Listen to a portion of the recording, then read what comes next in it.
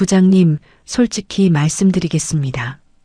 부장님 연세에 영업 현장 뛰시는 것도 힘드실 거고 명예퇴직 패키지가 있을 때 나가시는 게 서로 좋지 않겠습니까? 41살짜리 팀장이 62살 부장에게 퇴사를 통보하듯 말했습니다. 거래처를 빼앗고 자리를 창고로 옮기고 32년치 실적을 자기 이름으로 바꿔놓았습니다. 그런데 그 팀장은 몰랐습니다. 자기가 빼앗은 거래처 중에 연간 1,000억을 발주하는 회장이 있다는 것을, 그리고 그 회장이 대표이사 앞에서 이 60대 부장에게 뭐라고 불렀는지. 형님, 제가 늦었습니다. 그 한마디에 회의실이 얼어붙었고 40대 팀장의 얼굴에서 핏기가 사라졌습니다.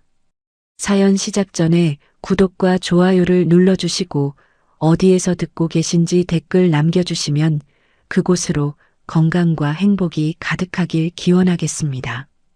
서울 영등포구 여의대로 동해통상 본사가 입주한 15층짜리 오피스 빌딩 앞에 아침 7시면 어김없이 도착하는 사람이 있었다. 영업 1팀 부장 한정수.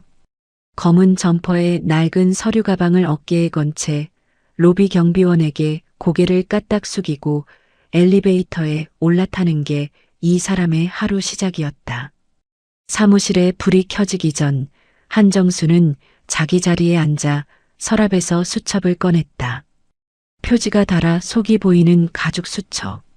150곳이 넘는 거래처의 담당자 이름, 전화번호, 납기 특성, 가족 사항까지 빼곡하게 적혀 있었다.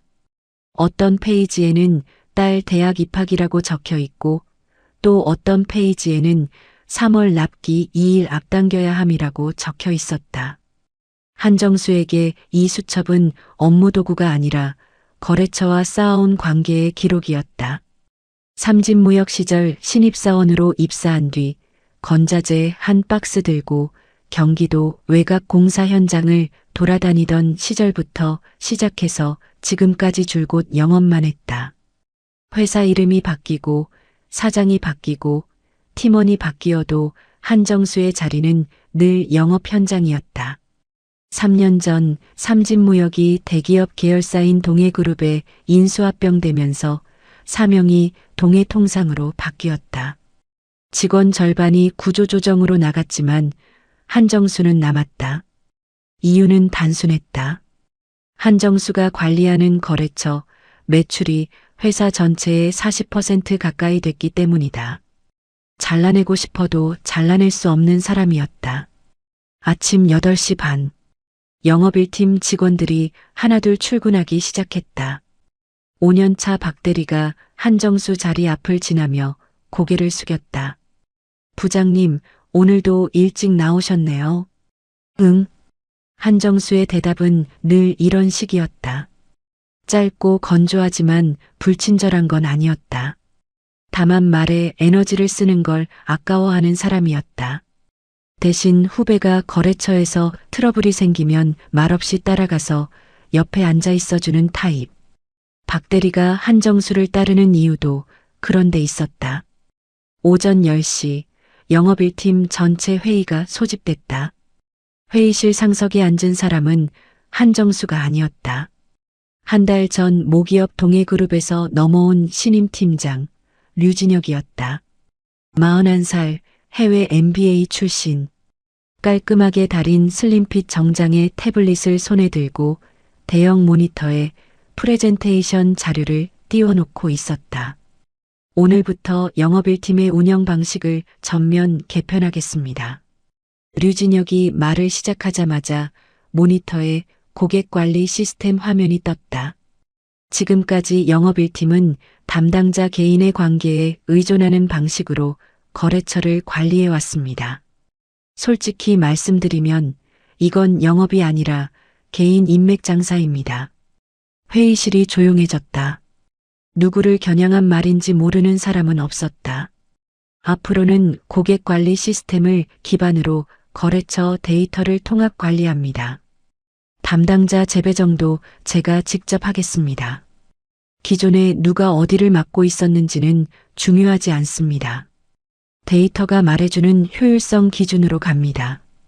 류진혁이 화면을 넘기며 한정수 쪽을 힐끗봤다. 특히 관계 영업이라는 이름 아래 개인 수첩에만 거래처 정보를 넣어두는 건 회사 자산을 사유화하는 겁니다. 오늘부터 모든 거래처 정보는 고객 관리 시스템에 입력해 주시기 바랍니다. 한정수의 수첩을 유물이라고 직접 말하지는 않았지만 뉘앙스는 충분했다. 팀원들의 시선이 한정수에게로 향했다. 한정수는 자리에 앉아 류진혁의 말을 끝까지 들었다. 표정이 변하지 않았다. 펜을 만지작거리지도 고개를 끄덕이지도 않았다. 그냥 들었다. 회의가 끝나고 팀원들이 자리로 돌아가는데 박 대리가 한정수 옆으로 슬쩍 다가왔다.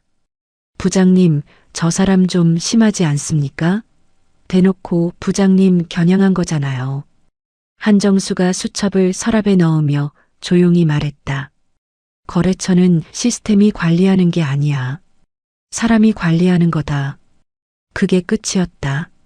한정수는 의자를 당기고 모니터를 켰다. 오전 일정에 거래처 3곳의 납기 확인 전화가 잡혀 있었다. 그날 오후 류진혁이 팀 전체 메일을 돌렸다. 제목은 영업 1팀 거래처 담당 재배 정한. 한정수가 관리하던 주요 거래처 15곳 중 8곳이 다른 팀원이나 류진혁 본인 명의로 재배정되어 있었다. 한정수에게 남은 건 연 매출 10억 미만의 소규모 거래처 7곳이었다. 박 대리가 메일을 보고 한정수 자리로 달려왔다. 부장님, 이거 보셨어요? 태산건설도 류 팀장 본인이 직접 맡겠다고 되어 있는데요. 한정수는 모니터 화면을 가만히 보고 있었다. 한참 뒤에 입을 열었다. 봤어. 이대로 가만 계실 겁니까? 박 대리. 네. 일이나 해. 한정수는 메일 화면을 닫고 전화기를 들었다. 소규모 거래처 납기 확인 전화를 걸기 시작했다. 빼앗긴 거래처에 대해 한마디도 하지 않았다. 그날 저녁 사무실에 한정수만 남아 있었다. 불 꺼진 팀 사무실에서 수첩을 꺼내 태산건설 페이지를 펼쳤다. 첫 줄에 적혀 있었다. 태산토건 오태산 소장 경기도 화성 현장. 한참을 들여다보다가 수첩을 덮고 가방에 넣었다. 류진혁이 부임한 지 한 달이 지나자 영업 1팀의 풍경이 눈에 띄게 달라졌다. 팀 회의는 매주 월요일 아침으로 고정됐고 회의 때마다 대형 모니터에 거래처별 매출 그래프와 방문 횟수 통계가 띄워졌다. 류진혁은 숫자를 짚어가며 팀원들에게 질문을 던졌고 거래처 방문 보고서를 양식에 맞춰 제출하도록 했다. 형식적으로는 나무랄 데 없는 관리 체계였다. 문제는 그 체계 안에 한정수의 자리가 없다는 것이었다. 어느 월요일 아침 회의, 류진혁이 모니터에 한정수의 영업 실적 자료를 띄웠다. 삼진무역 시절부터 현재까지의 거래처별 매출 추이가 그래프로 정리되어 있었다. 이 자료를 보시면 알겠지만 한 부장님이 관리하시던 거래처의 매출 성장률은 최근 3년간 거의 정체 상태입니다. 류진혁이 레이저 포인터로 그래프의 수평선을 가리켰다. 물론 절대 금액은 큽니다. 하지만 이 수치가 한 부장님 개인의 역량으로 만들어진 건지 삼진무역 시절부터 이어져 온 관성인지는 구분할 필요가 있습니다. 한정수는 회의실 끝자리에 앉아 듣고 있었다. 팀원들의 시선이 한정수와 류진혁 사이를 오갔다. 아무도 입을 열지 못하는 정적 속에서 한정수가 조용히 말했다. 그 관성이 37년짜리입니다. 류진혁의 입꼬리가 살짝 올라갔다가 내려갔다. 웃으며 넘기려 했지만 얼굴이 자연스럽지 않았다. 네, 물론 그간의 노고는 충분히 인정합니다. 다만 앞으로의 방향은 데이터 기반으로 가야 한다는 말씀을 드리는 겁니다. 회의가 끝난 뒤 류진혁은 한정수에게 면담을 요청했다. 팀장 자리 옆 소회의실. 문을 닫고 마주 앉자 류진혁의 말투가 달라졌다.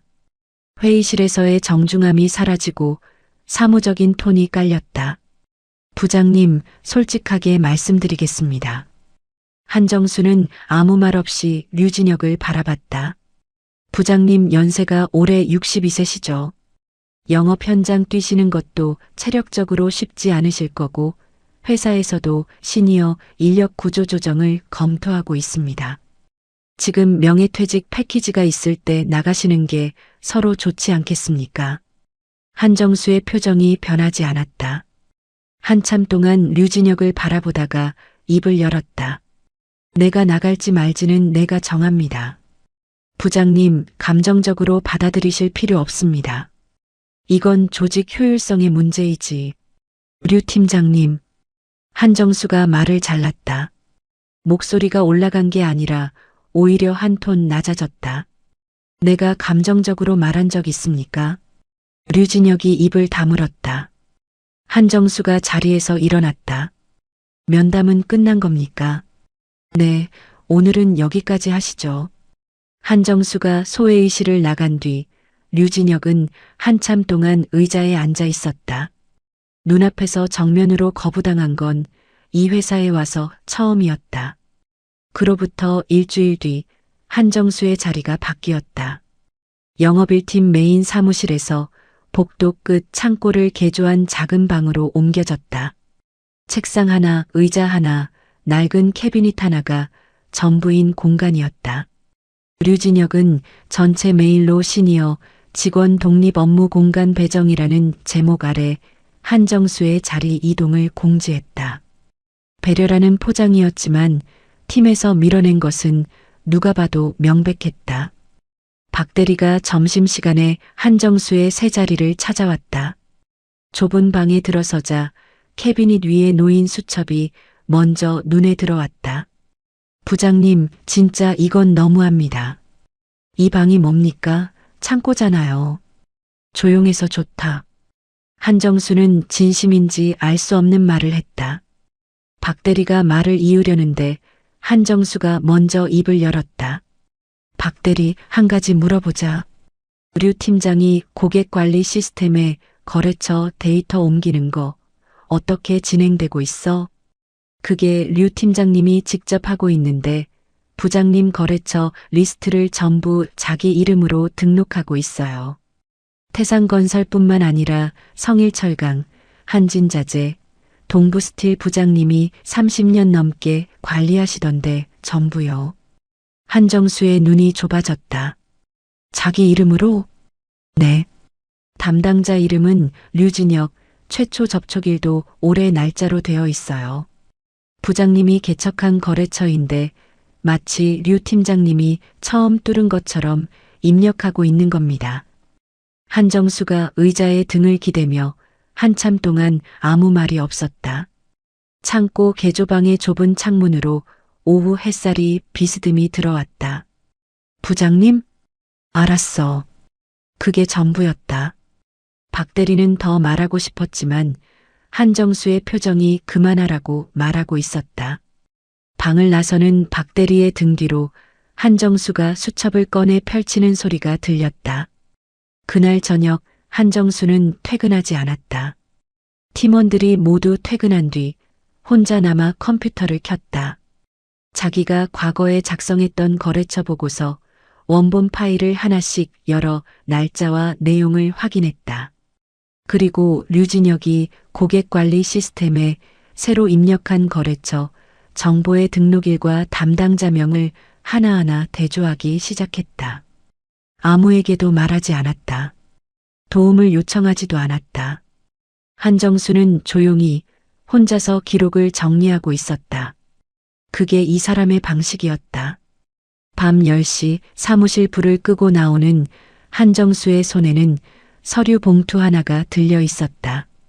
봉투를 가방 깊숙이 넣고 여의도 골목길을 걸어가는 뒷모습이 가로등 아래로 길게 늘어졌다.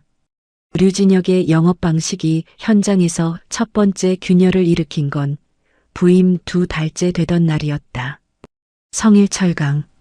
한정수가 15년간 관리해온 중소거래처로 연 매출 40억 원 규모의 철강 자재를 동해통상을 통해 납품받고 있었다. 규모만 보면 동해통상 전체 매출에서 차지하는 비중이 크지 않았지만 한정수가 이 거래처를 중요하게 여긴 이유가 있었다.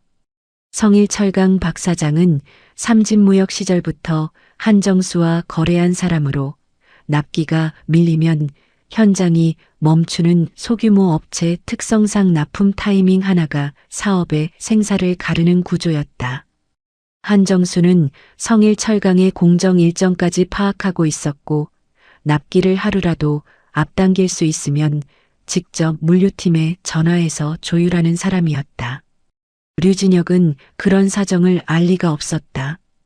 고객 관리 시스템 화면에 뜬 숫자만 봤다. 그가 본 것은 성일철강 연 매출 40억 단가 시장 대비 3.2% 상회라는 데이터였다. 어느 화요일 오전 류진혁이 성일철강 박 사장에게 직접 전화를 걸었다.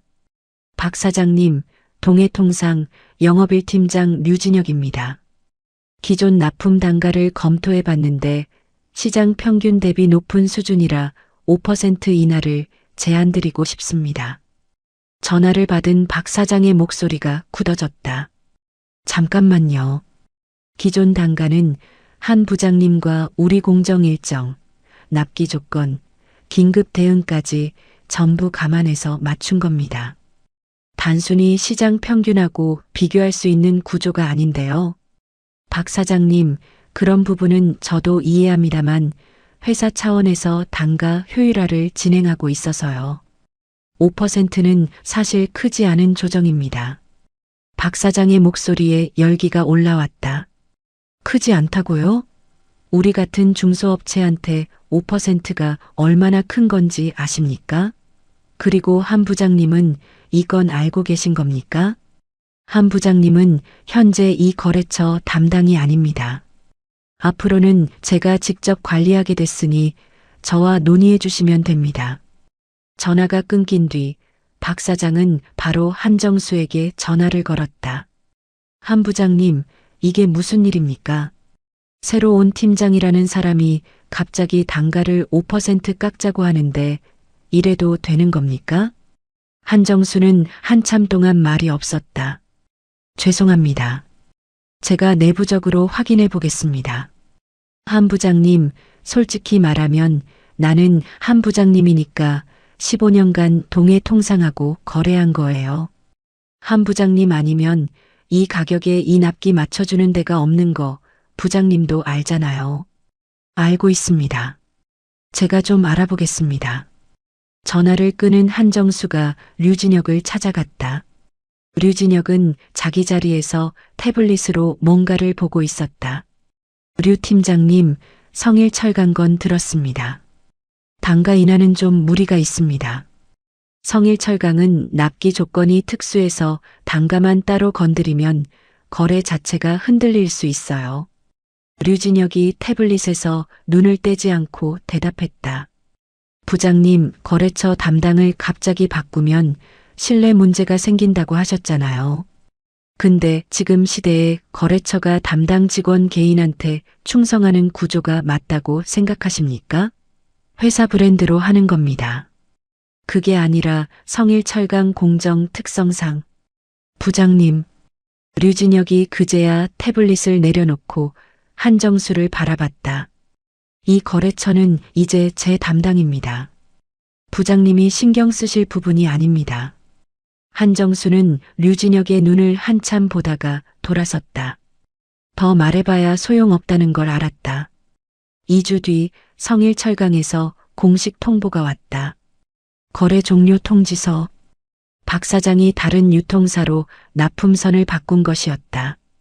15년간 한 번도 끊기지 않았던 거래가 전화 한 통에서 시작된 단가 협상 때문에 2주 만에 끝났다. 류진혁은 팀 회의에서 이 건을 언급했다. 놀랍도록 담담한 목소리였다. 성일 철강 거래가 종료됐습니다.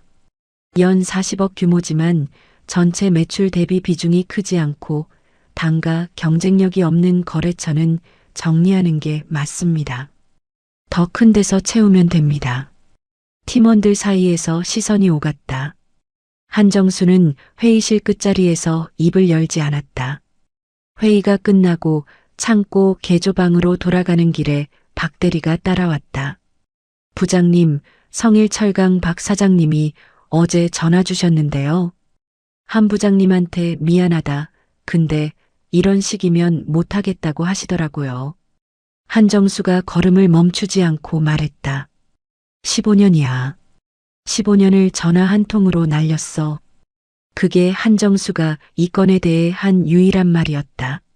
한편 성일철강 이탈 소식은 동해통상 내부에 미묘한 파장을 일으켰다. 영업이팀과 경영지원팀 사이에서 한 부장 거래처를 류 팀장이 건드렸다가 날렸다는 이야기가 돌기 시작했다. 하지만 류진혁은 개의치 않는 듯했다.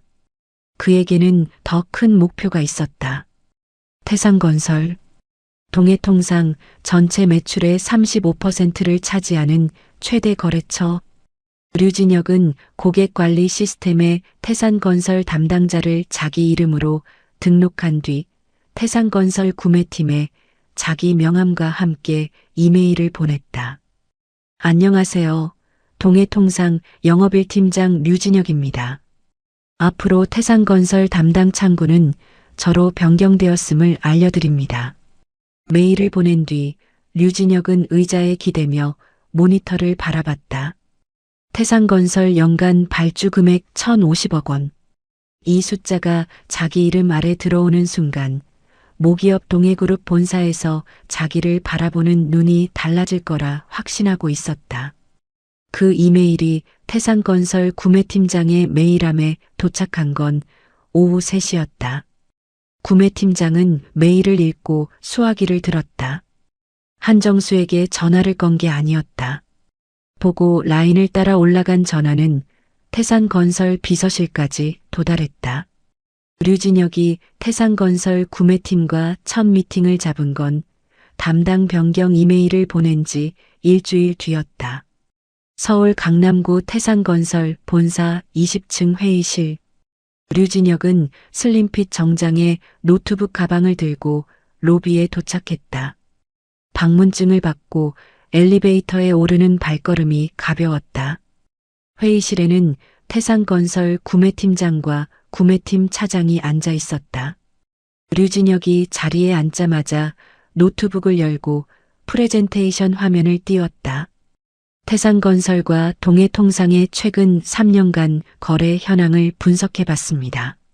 자재단가 추이, 납기 달성률, 그리고 향후 공급 최적화 방안을 정리했는데요. 류진혁이 화면을 넘기며 말을 이었다. 그래프가 깔끔했고 수치 정리도 나무랄 데 없었다. 10분 넘게 혼자 설명을 이어갔다. 문제는 듣는 쪽의 표정이었다. 태산건설 구매팀장은 화면을 보다 말고 류진혁에게 물었다. 류 팀장님, 한 가지만 여쭤볼게요. 네, 말씀하세요. 우리 동탄 현장 가보신 적 있습니까? 류진혁의 손이 마우스 위에서 멈췄다. 아직 방문 일정을 잡지는 못했습니다만 향후 화성 현장은요? 그쪽도 아직은. 구매팀장이 고개를 가로저었다.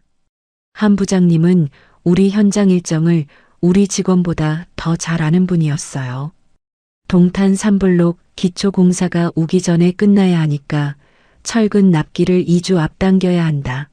화성 현장은 집안이 약해서 자재하역 동선을 바꿔야 한다, 이런 걸 우리가 말하기 전에 먼저 확인하고 오는 분이었습니다. 류진혁이 화면을 넘기려다 멈추고 구매팀장을 바라봤다. 데이터로 정리된 제안서를 가져오신 건 알겠습니다. 근데 솔직히 말씀드리면 현장을 한 번도 안 밟아본 분이 만든 자료를 가지고 뭘 논의할 수 있을지 모르겠습니다. 류진혁의 얼굴이 굳었다. 준비한 프레젠테이션이 20장 넘게 남아 있었지만 회의 분위기는 이미 끝나 있었다. 구매팀장이 자리에서 일어서며 말했다. 한 부장님은 어떻게 되신 겁니까? 전화도 안 되고 이메일도 안 오고. 한 부장님은 현재 다른 업무를 담당하고 계십니다. 태산건설 관련 거는 앞으로 저와 진행해 주시면 그건 저희가 판단할 문제입니다. 구매팀장의 말투가 차가웠다. 류진혁은 노트북을 접고 회의실을 나왔다. 엘리베이터에서 내리는 발걸음은 올라갈 때와 무게가 달랐다. 그날 오후 태산건설 구매팀장은 보고서를 올렸다. 직속 상사인 구매본부장을 거쳐 비서실까지 도달한 내용은 간결했다. 동해통상 담당자가 한정수 부장에서 류진혁 팀장으로 변경됨. 신임 담당자는 현장 이해도가 현저히 낮음. 기존 신뢰관계 유지에 우려 있음. 태산건설 오태산 회장은 비서실장에게서 이 보고를 받았다. 회장 집무실에서 서류를 넘기던 오 회장이 비서실장을 올려다봤다. 한 부장님한테 연락이 안 되네. 확인 좀 해봐. 비서실장이 확인 후 돌아왔다. 동해통상 영업 1팀 내부 인사로 담당이 변경된 것으로 확인됩니다.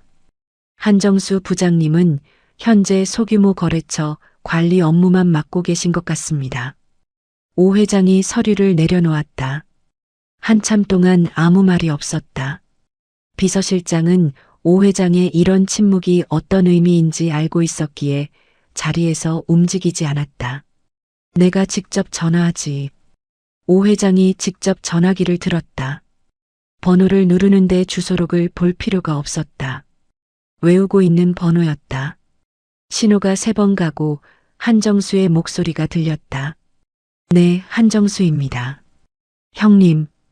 한정수가 잠시 말을 멈추었다가 낮은 목소리로 대답했다. 오 회장, 무슨 일이야? 무슨 일이냐고요? 형님한테 연락이 안 되니까 내가 전화하는 거죠. 동해통상에서 무슨 일 있는 겁니까? 없어. 회사 내부 인사 변동이 좀 있었을 뿐이야. 신경 쓸 거 없다. 형님, 구매팀에서 올라온 보고를 보면 신경 안 쓸 수가 없습니다. 형님이 담당에서 빠졌다면서요. 새로운 사람은 현장에 한 번도 안 왔다고 하고. 그건 회사가 결정할 문제야. 내가 어떻게 할 수 있는 게 아니다. 형님이 괜찮아도 나는 안 괜찮습니다. 한정수의 목소리가 단단해졌다. 태산아. 네. 절대 오지 마라. 내가 알아서 한다. 형님. 내 말 들어. 괜히 일 커지면 나도 곤란해. 알았지? 전화가 끝난 뒤 오 회장은 한동안 전화기를 내려놓지 않았다. 비서실장이 조용히 물었다. 회장님, 어떻게 하시겠습니까? 오 회장이 전화기를 내려놓으며 말했다. 마침 동해통상하고 논의할 건이 있지 않나? 신도시 프로젝트 자재 공급 계약. 네, 수도권 신도시 주거단지 프로젝트입니다. 연간 자재 공급 규모 500억 원 이상으로 추정됩니다. 내가 직접 가지. 동해통상 본사로 미팅 잡아. 비서실장이 잠시 머뭇거렸다. 이 규모의 계약 논의라면 구매본부장이나 부사장이 가는 게 일반적이었다. 회장이 직접 거래처 상사 본사를 방문하는 건 이례적인 일이었다. 회장님이 직접 가시는 겁니까? 직접 가야 할 이유가 있어. 오 회장의 눈이 창 밖을 향했다. 표정은 온화하지 않았다. 오태산 회장의 동해통상 본사 방문 일정이 잡힌 건 그 전화로부터 3일 뒤였다. 태산건설 비서실에서 동해통상 대표이사 비서실로 공식 연락이 갔다. 태산건설 오태산 회장이 수도권 신도시 프로젝트 자재 공급 계약 논의를 위해 동해통상 본사를 방문하겠다. 동해통상이 발칵 뒤집혔다. 연 매출 4조 원대 종합건설사 회장이 직접 온다는 것 자체가 이례적인데 그 목적이 연간 500억 원 규모의 신규 계약론이었다. 대표이사가 직접 경영지원팀을 불러 대회의실 세팅을 지시했고 류진혁은 이 소식을 듣자마자 자리에서 벌떡 일어났다. 이 미팅은 제가 메인으로 진행하겠습니다.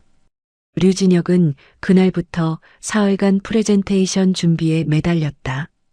수도권 신도시 프로젝트의 공사 일정, 예상 자재 소요량, 동해 통상의 공급 역량 분석, 단가 경쟁력 비교 30장이 넘는 자료를 만들었다. 모기업 동해그룹 본사에도 보고를 올렸다. 태산건설 회장 직접 방문, 500억 규모 신규 계약 기회 확보라는 제목이었다. 류진혁의 이름이 담당자로 적혀 있었다. 방문 전날 오후 류진혁이 한정수의 창고 개조방을 찾아왔다. 문을 열자 한정수가 수첩을 펼쳐놓고 전화 통화를 하고 있었다. 소규모 거래처의 납기 일정을 확인하는 중이었다. 류진혁은 한정수가 전화를 끊기를 기다렸다가 말을 꺼냈다. 부장님, 내일 태산건설 오 회장님이 본사에 오십니다. 아시죠? 알고 있습니다. 내일 부장님은 수원 쪽 거래처 현장 점검 다녀오시면 될 것 같습니다. 소규모 거래처 관리가 부장님 업무니까 현장에 가시는 게 맞을 거예요. 한정수가 류진혁을 올려다봤다. 류진혁의 눈은 웃고 있었지만 말의 의미는 명확했다. 태산건설 회장이 오는 자리에 한정수가 있으면 안 된다는 뜻이었다. 외근 지시입니까? 지시라기보다는 효율적인 업무 배분이죠. 회장님 미팅은 팀장인 제가 하는 게 맞고 부장님은 부장님 업무에 집중하시는 게 서로 좋지 않겠습니까? 한정수는 한참 동안 류진혁의 얼굴을 바라봤다. 류진혁은 그 시선을 견디지 못하고 먼저 눈을 돌렸다. 알겠습니다. 한정수의 대답은 그것뿐이었다. 류진혁이 방을 나간 뒤 한정수는 수첩을 덮고 서랍을 열었다. 서랍 안쪽에 넣어두었던 서류 봉투를 꺼내 안의 내용을 다시 한번 확인했다. 류진혁이 고객관리 시스템에 자기 이름으로 등록한 거래처 리스트와 한정수가 과거에 작성한 보고서 원본의 날짜 내용 대조표 하나하나 꼼꼼하게 정리되어 있었다. 한정수는 봉투를 다시 서랍에 넣고 잠금 장치를 돌렸다. 다음 날 아침 한정수는 평소보다 일찍 출근해 자기 짐을 챙겼다. 점퍼를 걸치고 서류 가방을 어깨에 맨 뒤 사무실을 나섰다. 박 대리가 출근하다가 복도에서 한정수와 마주쳤다. 부장님, 오늘 태산건설 회장님 오시는 날인데 외근 가십니까? 류 팀장님 지시다. 이건 아닌데요, 부장님. 태산건설은 부장님이 30년 넘게. 박 대리. 한정수가 멈추지 않고 걸으며 말했다. 일이나 해. 엘리베이터가 닫히는 순간 박 대리는 한정수의 뒷모습을 보고 있었다. 점퍼 주머니에 양손을 넣고 고개를 약간 숙인 채 서 있는 모습이 밀려나는 사람이 아니라 뭔가를 기다리는 사람처럼 보였다. 하지만 그건 박 대리의 착각일 수도 있었다. 오전 10시 동해통상 본사 로비. 대회의실에는 대표이사, 경영지원팀장, 영업일팀장 류진혁이 자리를 잡고 있었다. 류진혁은 노트북을 펼쳐놓고 프레젠테이션을 최종 점검하고 있었다. 정장 안주머니에 명함을 넉넉히 넣어뒀고 회의 테이블 위에는 동해통상의 회사 소개, 자료와 자재 샘플 카탈로그가 깔끔하게 정리되어 있었다. 류진혁의 얼굴에는 긴장보다 기대가 더 크게 서려 있었다. 10시 30분 태산건설 오태산 회장이 도착했다. 수행원 2명과 비서실장이 동행했다. 검은 코트에 넥타이를 맨 오 회장은 로비에 들어서자마자 주변을 천천히 둘러봤다. 류진혁이 로비까지 나와 기다리고 있었다. 회장님, 동해통상 영업일팀장 류진혁입니다. 오늘 귀한 시간 내주셔서 감사합니다. 류진혁이 두 손으로 명함을 내밀며 허리를 숙였다. 오 회장은 명함을 받아 힐끗 보고 양복 주머니에 넣었다. 악수는 짧았다. 오 회장의 눈이 류진혁을 스치고 로비 전체를 훑었다. 한 부장님은? 류진혁의 미소가 0.5초쯤 멈췄다. 한 부장님은 오늘 외근 일정이 있어서 자리를 비우셨습니다. 제가 준비한 자료가 있으니 회의실로 안내해 드리겠습니다. 오 회장의 표정이 변했다. 온화했던 눈이 차갑게 가라앉았다. 옆에 선 비서실장은 회장의 턱 근육이 움직이는 것을 보았다. 오래 모셔온 사람만 알 수 있는 신호였다. 불러. 류진혁이 멈칫했다. 네. 한정수 부장님 불러요. 회장님, 한 부장님은 지금 수원 쪽에 계셔서. 류 팀장. 오 회장의 목소리가 한 톤 낮아졌다. 로비에 서 있던 수행원들의 어깨가 움찔했다. 나는 자료 보러 온 거 아닙니다. 한 부장님 불러요. 류진혁의 얼굴에서 여유가 사라졌다. 대표이사가 로비까지 마중 나와 있었는데 분위기가 심상치 않음을 감지하고 류진혁에게 눈짓을 보냈다. 일단 불러라는 의미였다. 류진혁이 한 발 물러서서 전화기를 꺼냈다. 한정수에게 전화를 걸었다. 신호가 두 번 가고 한정수의 목소리가 들렸다. 네, 한정수입니다. 부장님, 지금 본사로 복귀해 주실 수 있으시겠습니까? 태산건설 회장님이 부장님을 찾고 계십니다. 전화 너머로 한정수가 잠시 침묵했다. 알겠습니다. 전화가 끊겼다. 류진혁은 전화기를 주머니에 넣으며 오 회장에게 돌아왔다. 부장님이 복귀 중이십니다. 1시간 정도 걸릴 것 같습니다. 그동안 회의실에서 자료를 기다리지. 오 회장이 말을 잘랐다. 그리고 대회의실로 향했다. 류진혁이 뒤따라가며 노트북을 열려 했지만 오 회장은 의자에 앉아 비서실장이 따라준 물만 마시며 아무 말도 하지 않았다. 프레젠테이션 화면을 보지도 않았다. 대회의실에 어색한 침묵이 흘렀다. 대표이사가 회장님 오시는 길에 불편한 점은 없으셨습니까? 같은 인사말을 건넸지만 오 회장의 대답은 짧았다. 류진혁은 노트북 앞에 앉아 있었지만 화면을 넘기지 못했다. 회의실 안의 공기가 무거웠다. 대표이사가 류진혁을 슬쩍 회의실 구석으로 불렀다. 왜 한 부장을 빼놨어? 사장님, 한 부장님은 현재 태산건설 담당이 아닙니다. 팀장인 제가. 그건 내 사정이고 지금 태산건설 회장이 한 부장 없으면 미팅 안 하겠다는 거잖아. 이게 뭐 하는 짓이야. 류진혁의 입술이 말라붙었다. 대표이사가 돌아서서 오 회장에게 미소를 지으며 자리로 돌아갔다. 류진혁은 자기 자리에 앉아 식은 물컵을 바라보고 있었다. 50분이 지났다. 대회의실 문이 열렸다. 한정수가 서 있었다. 검은 점퍼에 현장용 구두, 서류 가방을 어깨에 맨 차림이었다.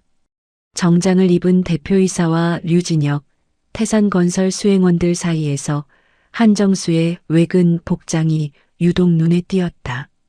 점퍼 어깨에 먼지가 묻어 있었다. 수원 현장에서 바로 올라온 게 분명했다.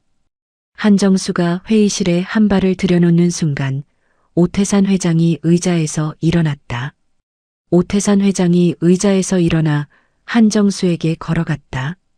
대회의실에 있던 모든 사람의 시선이 두 사람에게 쏠렸다. 대표이사, 경영지원팀장, 류진혁, 태산건설 수행원과 비서실장 아무도 입을 열지 못했다. 오 회장이 한정수 앞에 멈춰서서 두 손으로 한정수의 손을 잡았다. 형님, 제가 늦었습니다. 회의실이 얼어붙었다. 연 매출 4조 원대 종합건설사 회장이 동해통상 부장에게 형님이라 부르며 두 손으로 악수를 하는 광경을 누구도 예상하지 못했다. 류진혁의 입이 반쯤 벌어졌다가 닫혔다. 대표이사의 눈이 커졌다. 한정수는 오 회장의 손을 가만히 잡고 있다가 조용히 말했다. 오지 말라고 했잖아.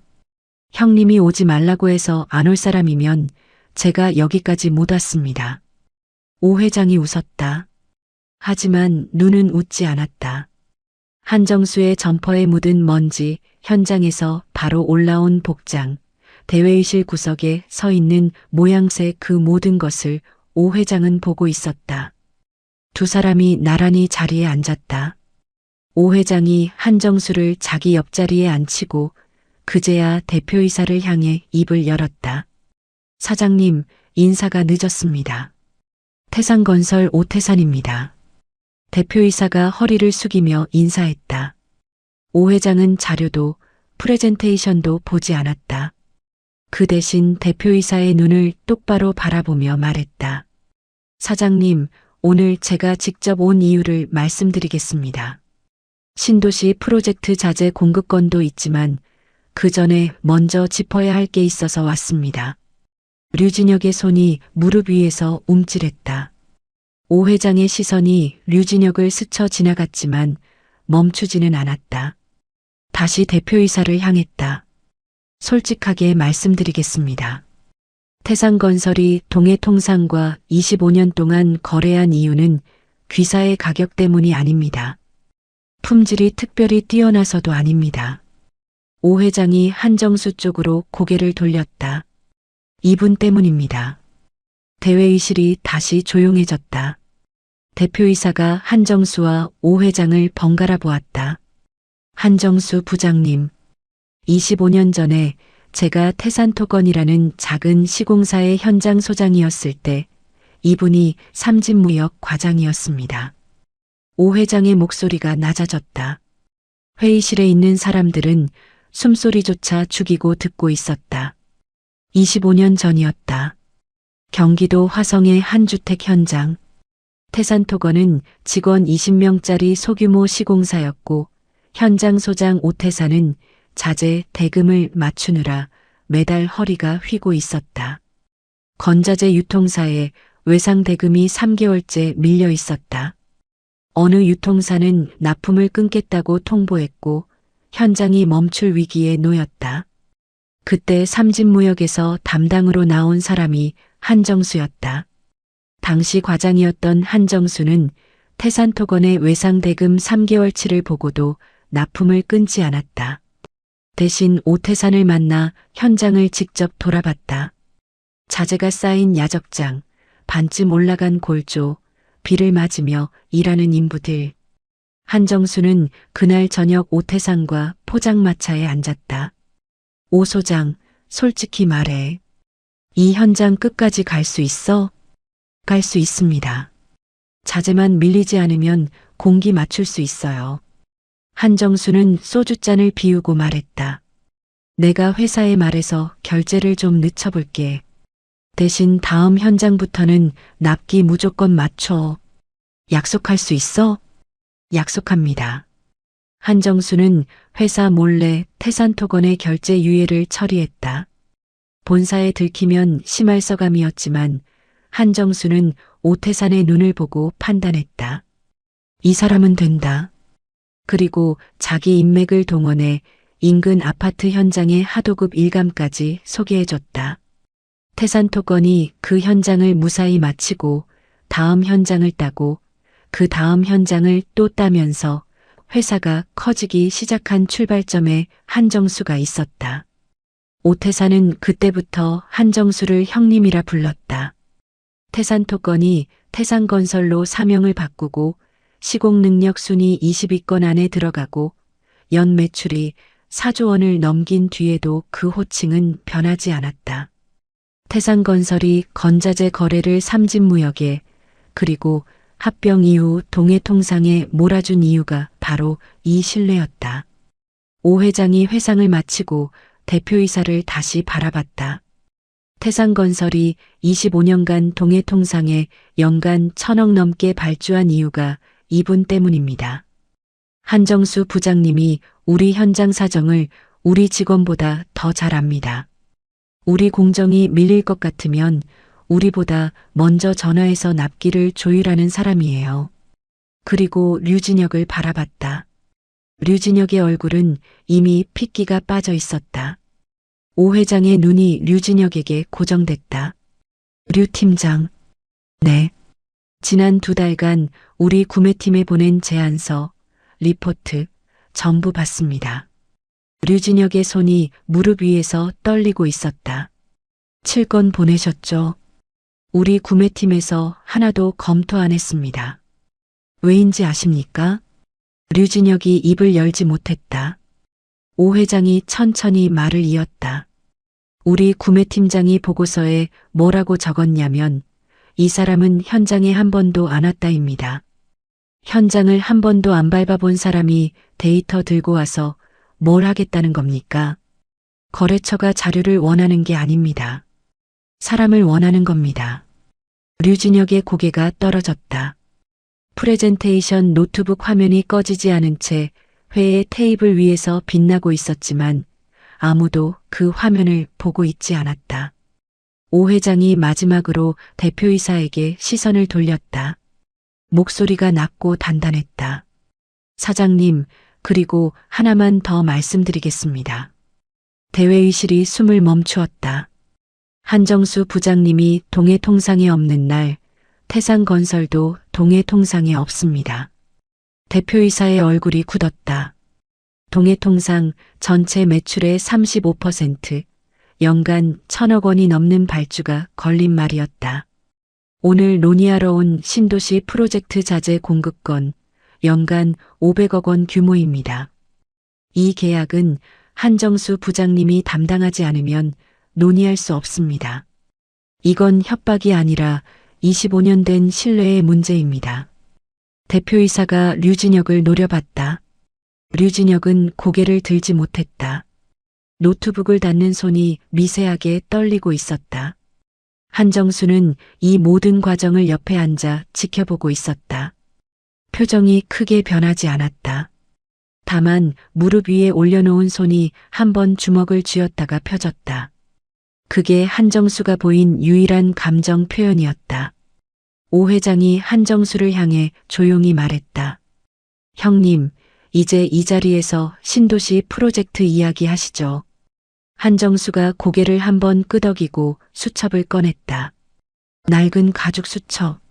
한정수가 페이지를 넘기며 태산건설 현장 일정과 자재 소요 예상을 말하기 시작하자 오 회장이 고개를 끄덕이며 들었다.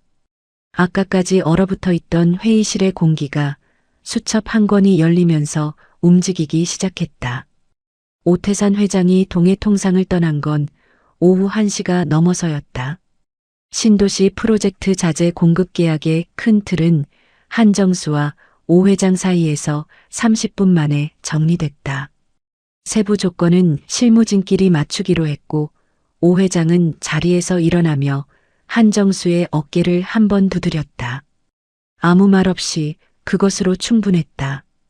오 회장 일행이 엘리베이터에 타고 로비를 빠져나간 뒤 대회의실에는 대표이사와 류진혁만 남았다. 대표이사는 회의 테이블 위에 놓인 류진혁의 노트북을 바라보다가 입을 열었다. 류 팀장. 네, 사장님. 태산건설이 우리 매출의 35%야. 연간 1,000억이 넘는 거래처를 자니가 날릴 뻔한 거 알아? 류진혁이 고개를 숙인 채 대답했다. 사장님, 제가 상황을 충분히 파악하지 못한 부분이 있었습니다. 다만 저는 고객관리 시스템 기반의 영업체계를 구축하려는 과정에서 고객관리 시스템? 대표이사의 목소리가 올라갔다. 자니가 고객관리 시스템에 한 부장 거래처를 자기 이름으로 옮겨놓은 거 나도 보고받았어. 그게 체계 구축이야. 실적 도용이야? 류진혁의 얼굴이 하얗게 됐다. 사장님, 그건 기존 거래처 데이터를 시스템에 통합하는 과정에서 인사팀의 조사를 지시하겠네. 오늘 안으로 한 부장 관련 건 전부 정리해서 보고해. 대표이사가 자리에서 일어나 회의실을 나갔다. 류진혁은 빈 회의실에 혼자 앉아 꺼진 노트북 화면을 바라보고 있었다. 30장짜리 프레젠테이션은 한 장도 넘기지 못한 채 끝났다. 인사팀 조사는 그 주 안에 시작됐다. 한정수가 창고 개조방 서랍에서 서류 봉투를 꺼내 인사팀에 제출한 것도 같은 날이었다. 류진혁이 부임한 날부터 한정수가 혼자 정리해온 대조 자료였다. 당하고만 있던 게 아니었다. 한정수는 자기 방식대로 조용히 준비하고 있었다. 박대리에 서면 진술도 추가됐다. 류진혁이 한정수에게 퇴사를 압박한 면담 내용, 자리를 창고로 옮긴 경위, 외근 승인을 막아 거래처 방문을 차단한 사실 박대리가 날짜별로 기억하고 있는 내용을 인사팀에 제출했다. 대조자료, 진술서, 그리고 류진혁이 모기업에 보낸 실적 보고서, 사본까지 모두 확인됐다. 류진혁이 고객관리 시스템에 자기 이름으로 등록한 거래처 매출 중 85%가 한정수가 기존에 관리하던 거래처에서 발생한 것이었고, 그 매출을 자기 실적으로 모기업에 보고한 정황이 날짜와 문서 내용으로 뒷받침됐다. 류진혁은 인사팀 조사가 시작되자 태도를 바꿨다. 한정수의 창고 개조방을 찾아왔다. 문을 두드리고 들어서는 류진혁의 얼굴에는 사흘 전 대회의실에서의 자신감이 남아있지 않았다. 부장님, 제가 좀 성급했습니다. 부장님의 경험과 거래처 관계를 충분히 존중하지 못한 부분이 있었습니다. 한정수는 의자에 앉아 수첩을 펼쳐놓고 있었다. 류진혁을 올려다보지 않았다. 이거는 오해에서 비롯된 부분이 큽니다. 제가 인사팀에 제 입장을 설명하면, 류 팀장님, 한정수가 수첩에서 눈을 떼지 않은 채 말했다. 류진혁이 멈추었다. 한정수가 그제야 고개를 들었다. 서랍에서 낡은 수첩을 한 권 더 꺼냈다. 지금 쓰고 있는 것보다 더 오래된, 표지가 거의 벗겨진 수첩이었다. 이 수첩에 거래처 150곳, 담당자 이름, 전화번호, 가족사항, 납기 특성이 다 적혀 있습니다. 류 팀장님이 고객관리 시스템의 숫자로 옮기면 다 되는 거라고 생각하셨습니까? 류진혁이 입을 열지 못했다. 류 팀장님은 제 수첩을 가져갔지만 이 수첩이 만들어지기까지 37년 동안 다른 신발은 가져가지 못했습니다. 한정수의 목소리는 올라가지 않았다. 오히려 평소보다 더 낮고 조용했다. 하지만 그 말 한마디에 담긴 무게를 류진혁도 느낀 듯했다. 눈을 내리깔고 한참 동안 서 있다가 고개를 숙이고 방을 나갔다. 문이 닫힌 뒤 한정수는 수첩을 천천히 넘겼다. 첫 페이지에 적혀 있었다. 태산토건 오태산 소장 경기도 화성 현장. 볼펜 글씨가 발에서 겨우 읽힐 정도였다. 25년 전 포장마차에서 소주를 마시며 약속을 나누던 날의 기록이었다. 한정수는 그 페이지를 한참 들여다보다가 수첩을 덮었다.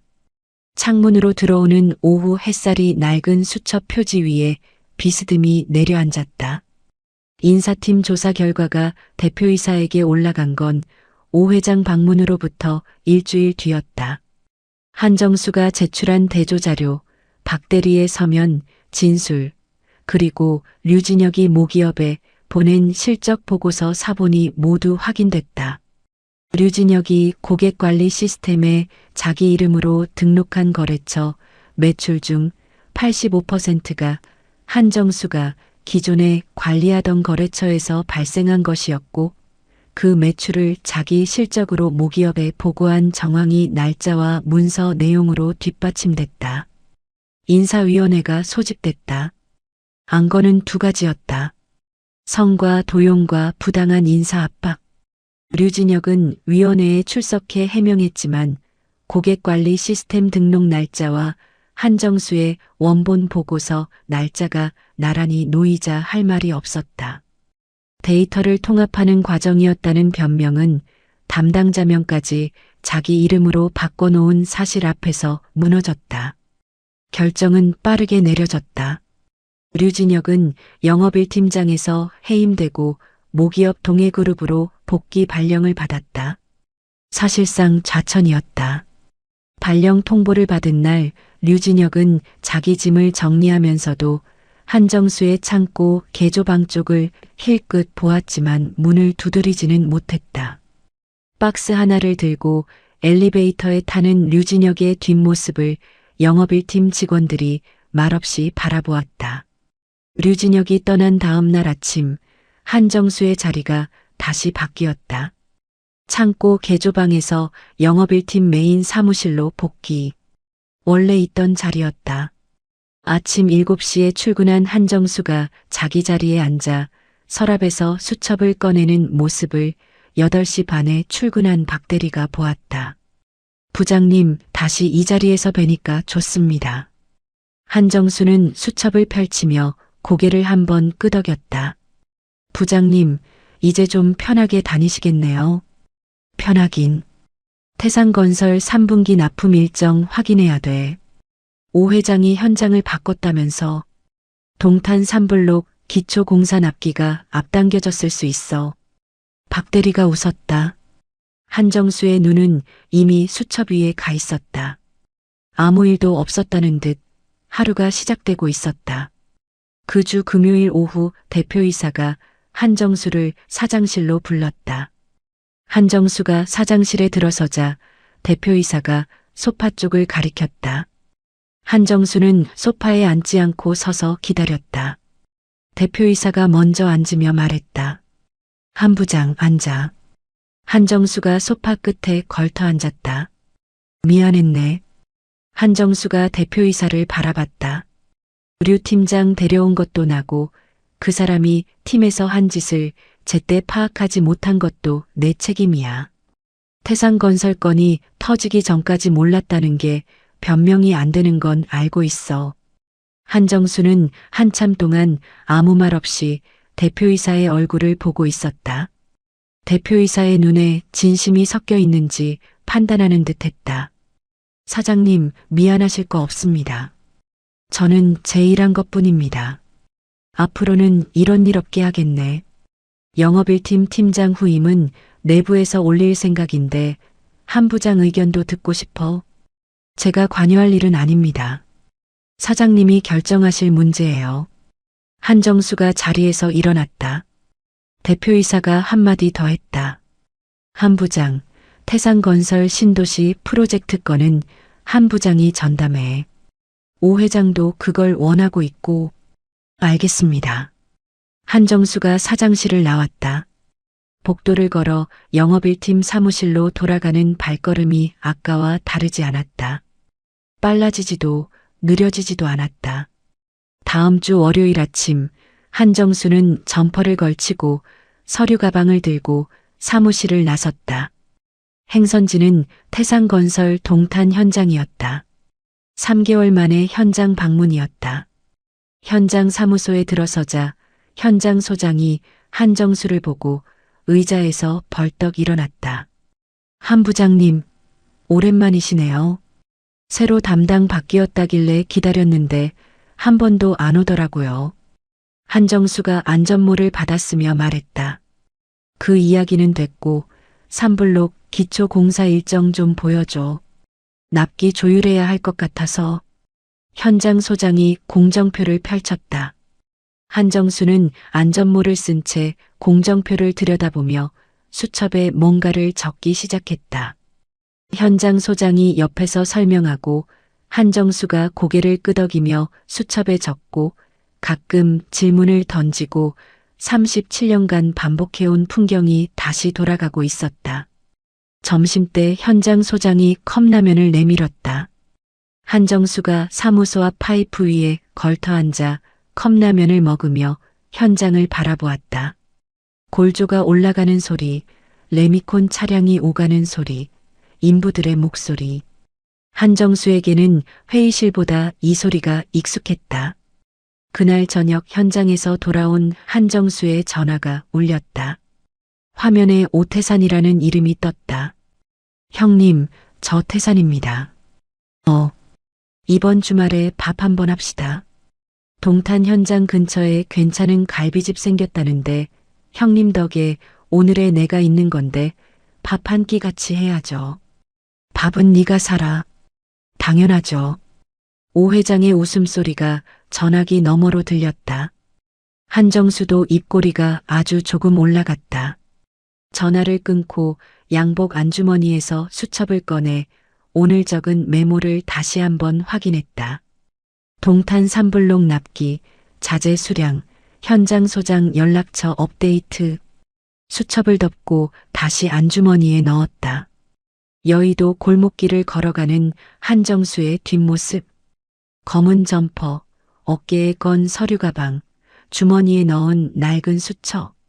가로등 불빛이 한정수의 그림자를 길 위에 길게 느렸다. 37년 전 삼진무역 신입사원 시절에도 이 사람은 이렇게 걸었을 것이다. 수첩 한 권과 구두 한 켤레로 시작한 영업이 오늘도 같은 방식으로 이어지고 있었다. 걸음이 빨라지지도 느려지지도 않았다. 한정수는 늘 그랬듯 자기 속도로 걸어갔다. 요즘 세상은 빠르게 변합니다.